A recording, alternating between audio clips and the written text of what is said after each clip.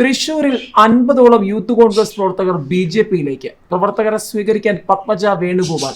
മുരളി മന്ദിരത്തിൽ വെച്ചാണ് യൂത്ത് കോൺഗ്രസ് പ്രവർത്തകരുടെ ബി.ജെ.പി പ്രവേശം. തൃശൂരിൽ 50ഓളം യൂത്ത് കോൺഗ്രസ് പ്രവർത്തകർ ബി.ജെ.പിയിലേക്ക് എത്തുന്നതോടെ കോൺഗ്രസിന് വീണ്ടും ചോദ്യങ്ങൾ. കോൺഗ്രസ് മണ്ഡലം ഭാരവാഹികൾ അടക്കമുള്ളവരാണ് ബി.ജെ.പിയിൽ. പത്മജ വേണുഗോപാൽ യൂത്ത് കോൺഗ്രസ് പ്രവർത്തകരെ ബി.ജെ.പിയിലേക്ക് സ്വീകരിക്കുന്നതോടെ വീണ്ടും വരും ദിവസങ്ങളിൽ കൂടുതൽ പേർ എത്തുമോ എന്ന ചോദ്യം.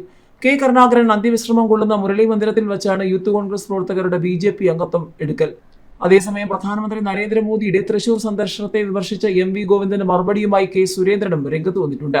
നരേന്ദ്രമോദിയുടെ വരവിൽ വേവലാതിയുള്ളവർ സീതാറാം യെച്ചൂരിയെ കൊണ്ടുവരാം, ജനം ആര് പറയുന്നത് കേൾക്കുമെന്ന് നോക്കാമെന്നും വെല്ലുവിളിച്ചിട്ടുണ്ട്. അഴിമതി കേസിൽ നിന്ന് രക്ഷപ്പെടാനാണ് കേന്ദ്ര ഏജൻസികളെ കുറ്റപ്പെടുത്തുന്നതെന്നും സുരേന്ദ്രൻ വ്യക്തമാക്കി. ഏതായാലും നരേന്ദ്രമോദിയുടെ തൃശൂർ സന്ദർശനത്തെ വിമർശിച്ച എം വി ഗോവിന്ദന് അതിശക്തമായ മറുപടിയാണ് കെ സുരേന്ദ്രൻ നൽകിയിരിക്കുന്നത്. നരേന്ദ്രമോദിയുടെ വരവിൽ വേവലാതിയുള്ളവർ CPM-ന്റെ ജനറൽ സെക്രട്ടറി സീതാറാം യെച്ചൂരിയെ കൊണ്ടുവരണമെന്നും ജനം ആര് പറയുന്നത് കേൾക്കുമെന്ന് നോക്കാമെന്നാണ് സുരേന്ദ്രന്റെ വെല്ലുവിളി. അഴിമതി കേസിൽ നിന്ന് രക്ഷപ്പെടാൻ കേന്ദ്ര ഏജൻസികളെ കുറ്റപ്പെടുത്തിയിട്ട് കാര്യമില്ല എന്നും സുരേന്ദ്രൻ പറഞ്ഞു.